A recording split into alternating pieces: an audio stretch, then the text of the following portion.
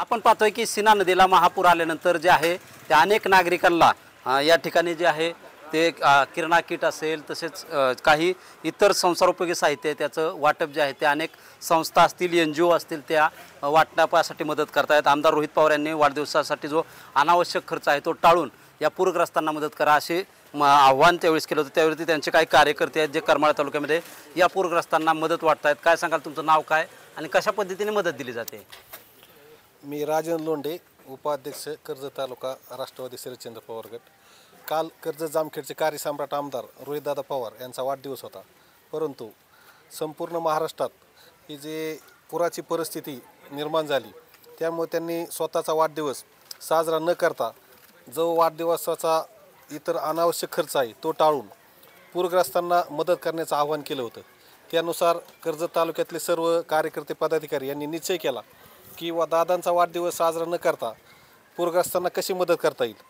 दादांच्या सांगण्यावरून आणि आम्ही सर्वांनी ठरवलं की करमाळा तालुक्यातली जी 3 गावं आहेत, खडकी, बिटरगाव आणि आजापूर, या तिन्ही गावात आम्ही जीवनावश्यक वस्तूंची 100 किट या ठिकाणी वाटप करत आहोत। आता करमाळ्याच्या तहसीलदार यांच्या हस्ते आणि कर्जतचे सर्व जे पदाधिकारी यांच्या हस्ते या खडकी गावामध्ये 30 लोकांना जीवनावश्यक वस्तूचं वाटप, स्वच्छ पिण्याचं पाणी बॉटल आणि पांघरायसाठी या ठिकाणी ब्लँकेटचं वाटप या ठिकाणी करण्यात आलेलं आहे। अजून देखील पदाधिकारी आपल्याबरोबर, तुम्हाला काय सांगायचं आहे? काल जो आमदार रोहितदादांचा वाढदिवस झाला, आमदार रोहितदादांनी काल आम्हाला सर्व पदाधिकाऱ्यांना किंवा राज्यातील जो कोणी रोहितदादांवर प्रेम करणारा जो वर्ग आहे त्यांना एक आव्हान केलं होतं की यंदा जी राज्यात पूरस्थिती निर्माण झाली त्या पूरस्थितीला आपल्याला तोंड द्यायचं आहे, नागरिकांना मदत करायची। त्या अनुषंगाने आपल्याला पूरग्रस्त नागरिकांना शक्य ती होईल ती मदत आपल्याला द्यायची।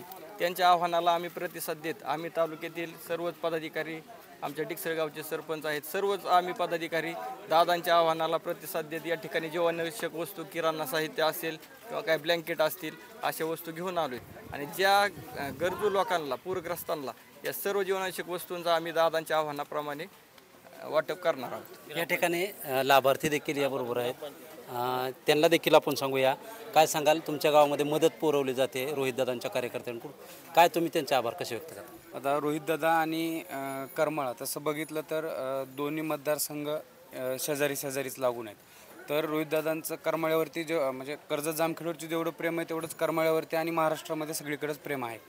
तर महत्त्वाचं म्हणजे दादांनी फुल नाही पण फुलाची पाकळी म्हणून एक आमच्या सामान्य लोकांसाठी, गोरगरीब शेतकऱ्यांसाठी मदत केलेली आहे।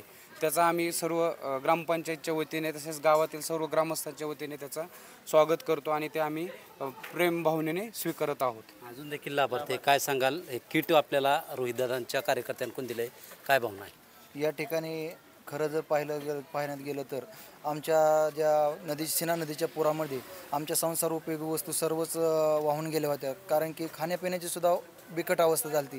तर या ठिकाणी कर्जत जामखेडचे कर्तव्यदक्ष आमदार सन्माननीय रोहितदादा पवार यांच्याकडून आम्हाला जीवनावश्यक वस्तू भेटल्या, त्याबद्दल त्यांचं आमच्या सर्व ग्रामस्थांच्या वतीनं हार्दिक आभार व्यक्त करतो। नक्कीच आपण या ठिकाणी पाहतोय की रोहितदादांनी वाढदिवसाचा खर्च आहे तो टाळावा आणि जे पूरग्रस्त आहेत त्या भागामध्ये मदत कराव्याची असं आव्हान केलं होतं। याच आव्हानाला कर्जतचे जे रोहितदादांचे कार्यकर्ते त्यांच्या माध्यमातून करमाळा तालुक्यातील पूरग्रस्त भागामध्ये किराणा साहित्य असेल तसेच संसारोपयोगी साहित्य असेल, पिण्याच्या बॉटल असतील, त्यांचं जे वाटप आहे ते केलेलं आहे। यावेळी या गावातील ग्रामस्थांनी रोहितदादांनी जे ही आम्हाला मदत केली त्याबद्दल देखील आभार व्यक्त केले आहेत। शीतलकुमार मोठे, TV9 मराठी, करमाळा, सोलापूर।